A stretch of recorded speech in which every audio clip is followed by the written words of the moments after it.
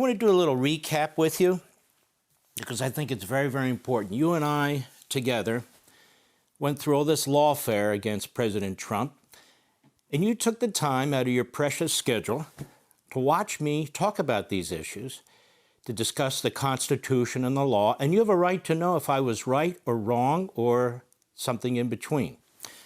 And so a very short recap of this, I thought it's worth taking a look with you. We just had this decision on Thursday with an appellate court in New York. And what did this appellate court rule? It ruled in the Letitia James case, where they tried to bankrupt Donald Trump and steal his businesses. It ruled that that award of over $400 million, and then with penalties that kept proceeding and adding up over $500 million, violated the 8th Amendment of the Constitution.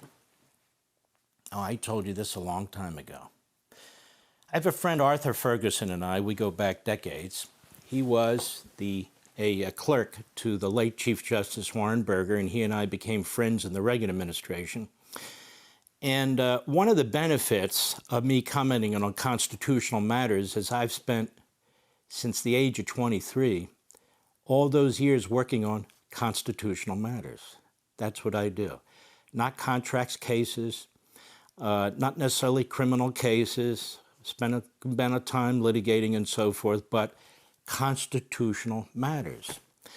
In the cases involving Donald Trump, of course, some of them are contract, some of them were criminal, but all came down to the Constitution of the United States, as they always do.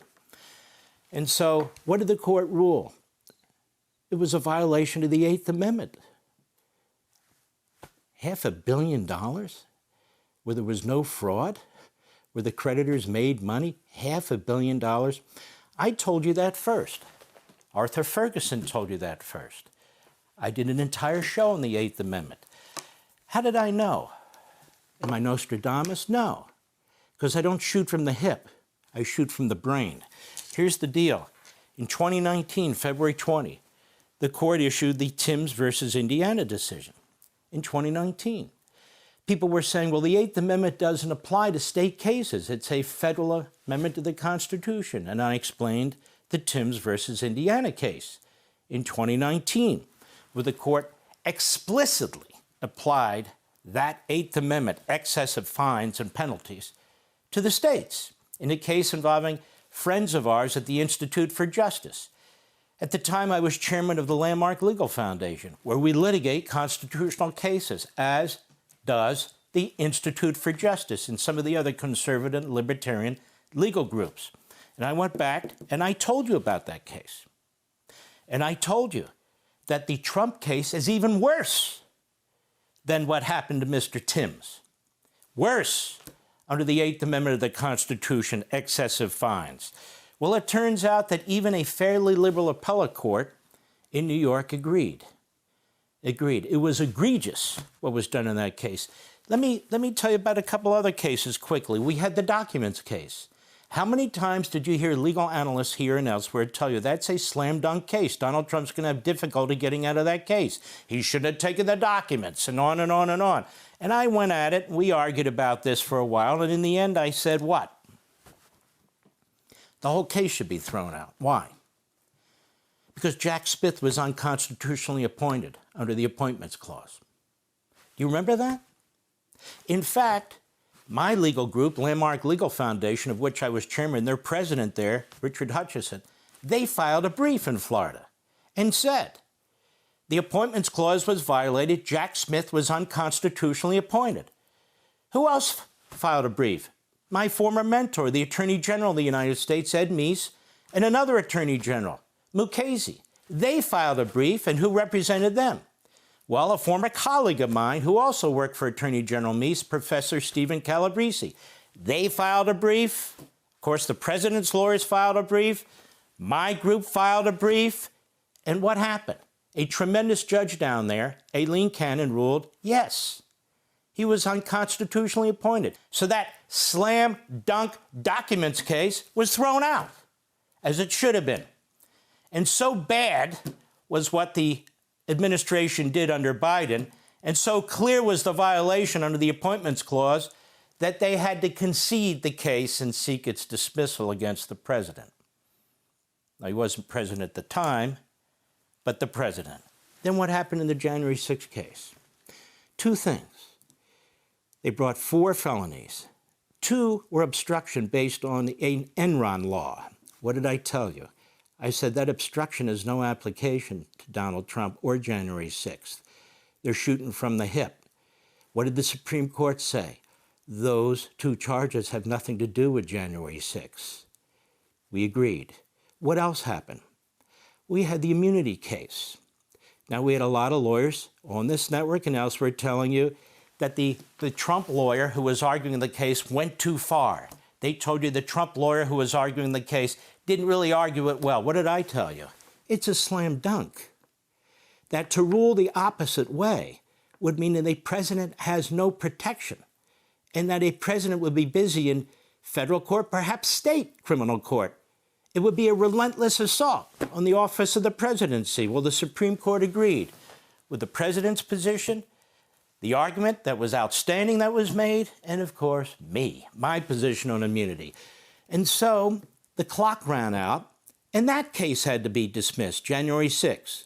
So the documents case, the January 6th case, we have now the 8th Amendment, the federal 8th Amendment in a local and state case in New York, and the rest of that case will eventually be overturned, if not by the highest court in New York, then by the Supreme Court of the United States, if they take it, in my view. And so what's hanging around? Alvin Bragg's case, the worst case of them all. There it sits, the worst case of them all. The Supreme Court, at some point, if it takes the case, will kill it. If, in fact, the upper courts in New York don't kill it first. It is a disgusting example of a Stalinist-type prosecution. That case will get killed, too. I argued they should have gone straight to the Supreme Court. They haven't. That's okay. Eventually, it will be killed. And then you have the Fulton County case, which is dying on the vine. That's the summary.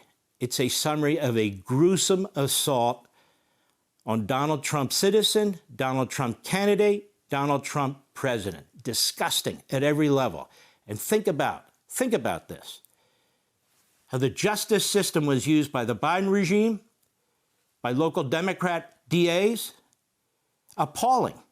Absolutely appalling. But justice in the end. Donald Trump's president of the United States, a great, great president, and they couldn't stop him, and they won't be able to stop him today. Do you realize I went back and looked? There are now 334 lower court cases, pieces of litigation brought against Trump and his administration over his policies, 334 cases, most of which have been either overturned or stayed or vacated by the circuit courts. Not all, but most. And that's still underway. That's how diabolical these people on the left are and the Democrat Party is. Speaking of diabolical, let's go now to the biggest failure, the biggest clown of a governor, Gavin Newsom. Here we have a piece in Politico with an inescapable smash-mouth, all-caps-laden and meme-filled ex-account. California Governor Gavin Newsom is holding a mirror up to MAGA, and MAGA doesn't like what it sees. And it quotes some of these outlier guys, fake MAGA, as if they represent 77 million of us, as if they represent the President of the United States. Because the radical left media, like Politico, government media, remember they got money in the Biden regime from USAID, so they're not really a news outlet, but a good foil for me. So they quote the usual reprobates who claim to be MAGA, and of course are not. Some of these are real kooks. I said, we're very worried about this. Don't underestimate what Newsom is doing. Don't underestimate what he's doing. Quote, Newsom isn't just trolling MAGA, he's proving to Democrats that stepping off your digital high horse and entering the fray is both messy and worth it, says Stefan Smith, who's a digital strategist, who was online engagement director for who? Pete Buttigieg in his 2020 campaign. Another loser. Always quote the losers. The man was political roadkill a few months ago, but with a shift in strategy, he's become a cause celeb of the Resistance 2.0. No doubt the rest of the 2028 shadow primary entrants are taking note. Now, this guy Newsom failed as a podcaster. He'll fail on the internet, but he's a failed governor. Nothing can fix that. Nothing. Not podcasting, not the internet.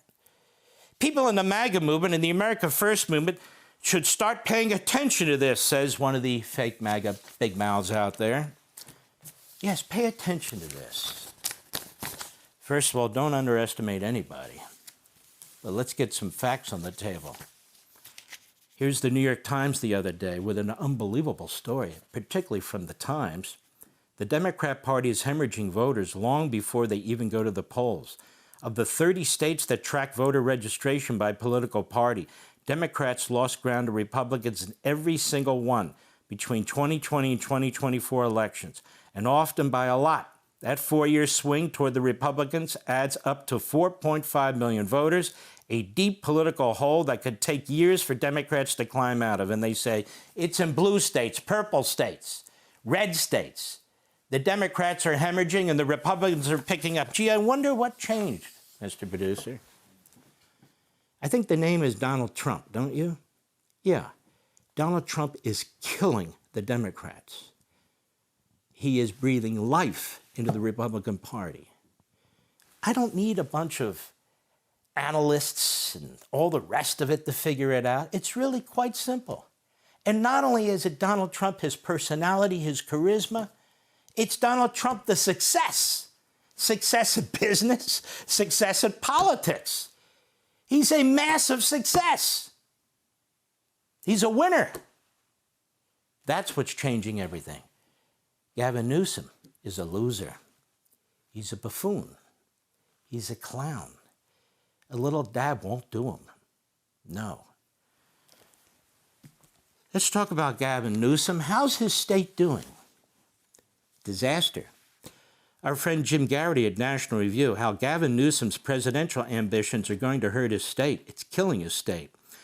For example, Los Angeles County suffered 12,048 damaged or destroyed buildings, and as of this writing, the county has issued just 226 building permits. It's been nearly 8 months since the last of the wildfires was extinguished. California is one of the 3 highest costs of living of any state.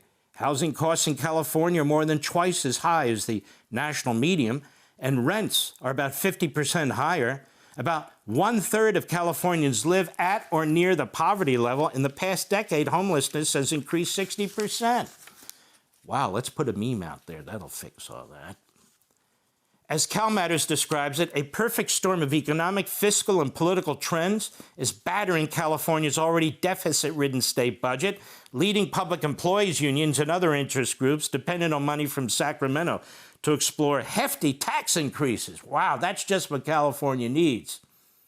This is a very bad sign, as the Tax Foundation ranked California 48th out of 50 states in its State Tax Competitiveness Index for this year, and warned, a tax code that is uncompetitive and threatens to get worse is increasingly driving jobs to other states.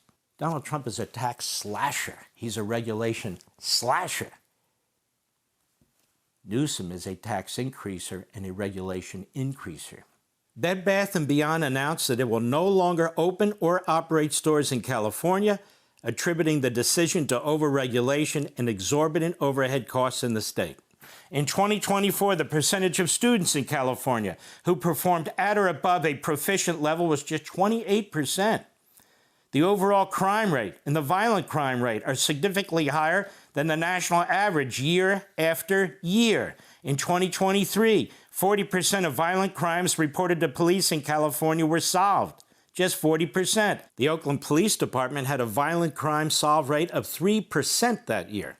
Goes on later, you can see the outlines of Newsom's strategy: fight with Donald Trump and troll his supporters as much as possible, then hope that when Democrats are asked by pollsters who they want to see as the nominee in 2028, they think of the person they've heard about fighting the president the most and blurt out his name. Newsom hopes that his omnipresent combativeness and a big fundraising network will be enough to win the nomination. He certainly can't run on his record because he's a fraud and a phony. I personally hope he is the nominee, such a loser. It's a sanctuary state, California, one of 13, by the way. Sanctuary state.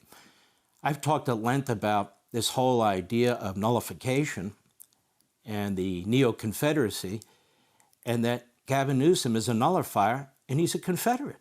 Oh, yes, he's a Confederate. Apparently so brilliant are my comments that others are repeating them now. But he's a nullifier and he's a Confederate, a good old Democrat who pretends to be a progressive.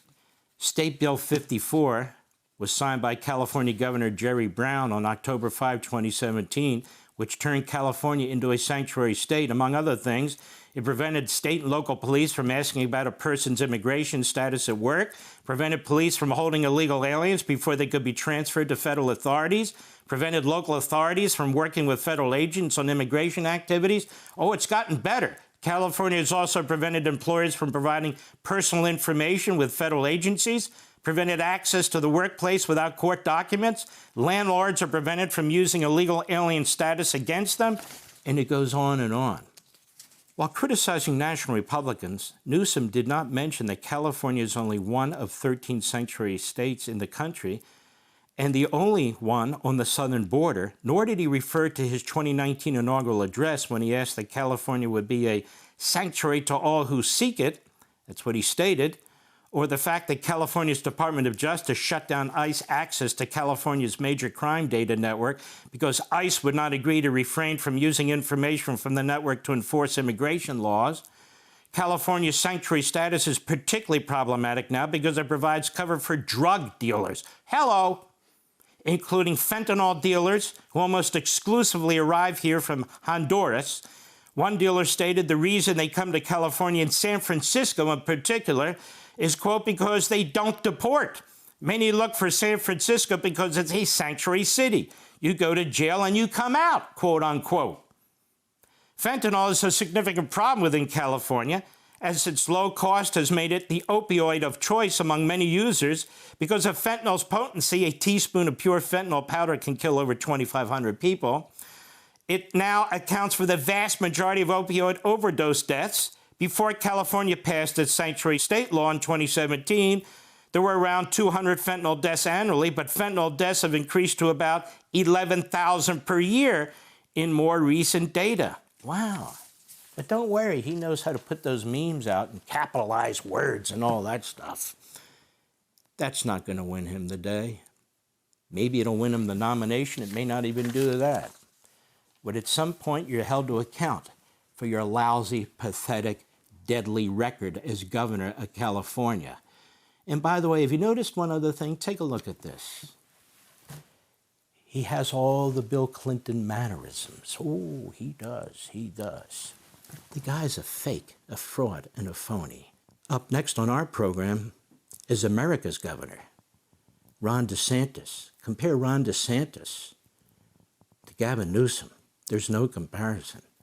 Florida is tops in every possible category, whereas California is last in every possible category. There's a big difference. You know, you can be clever on the internet, but if you're governor, you need to have a substantive record. Newsom has nothing. Want even more Fox News on YouTube? Become a Fox News Patriot today. Click join to find out how.